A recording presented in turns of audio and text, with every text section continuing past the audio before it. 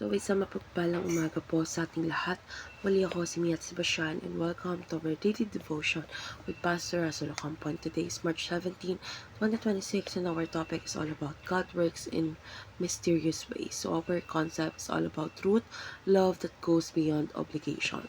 So, the story of Ruth begins during a difficult period in Israel's history. So, a famine forced an Israelite family, Elimelech, his wife Naomi, and their two sons to leave Bethlehem and live in the land of Moab. During their stay, tragedy struck Elimelech died, and later Naomi's two sons also died, leaving Naomi and her daughter-in-laws widowed and vulnerable. So when Naomi decided to return to Israel, she encouraged her daughters-in-law to remain in Moab where they could rebuild their lives. Orpah eventually returned home, but Ruth chose to stay with Naomi. Ruth made a powerful declaration of loyalty and faith when she said, "Where you go, I will go.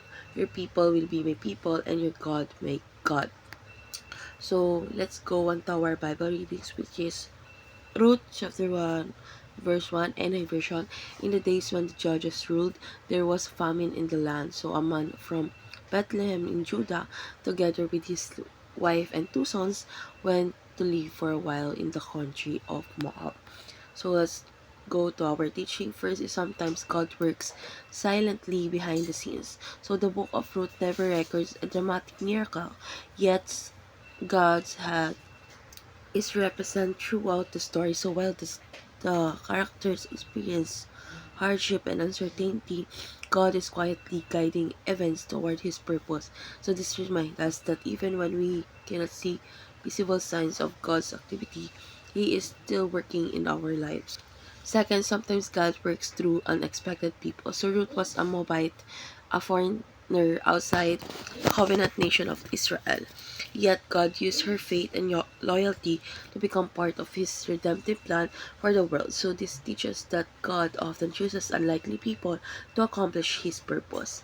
And lastly, sometimes God works in mysterious ways. So the tragedies Naomi and Ruth's experience seems meaningless at first. However, those painful events eventually lead to blessings and a future far greater than they could imagine. So God's plan often unfold in ways that are beyond human understanding. So let's go on to our application.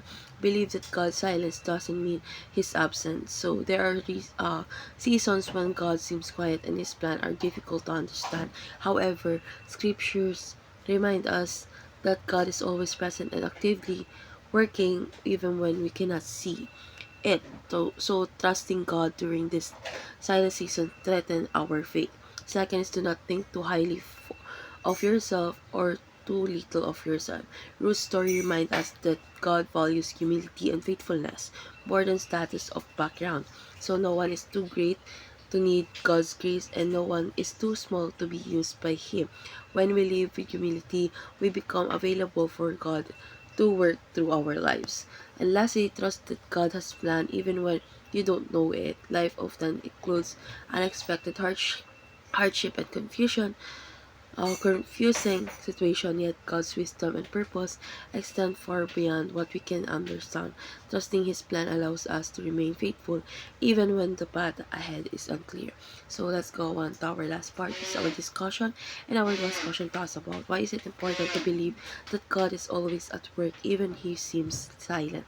So yung devotion na to nagtuturo na kahit tila tahimik yung Diyos sa ating buhay, siya ay patuloy na kumikilos sa likod ng mga pangyayari. Tulad din na Naomi at truth. So, maaaring dumaan tayo sa mga pagsubok na hindi natin agad naunawaan, ngunit bahagi ito ng mas malaking plano ng Diyos sa ating buhay.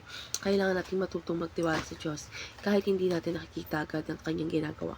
So, mahalaga na maniwala ng ang Diyos ay patuloy na gumagawa kahit tila siya ay tahimik dahil nagbibigay ito ng pag-asa at lakas upang matatiling tapat sa Kanya. So let's pray po. Heavenly Father, thank you for reminding us that you are always at work even when we can see it. Help us trust your plans during the quiet and uncertain seasons of life. Teach us to live with humility, faithfulness, and confidence in your sovereignty. May our lives reflect the same loyal love that truth showed, trusting that you are guiding our story for your greater purpose. In Jesus' name we pray. Amen.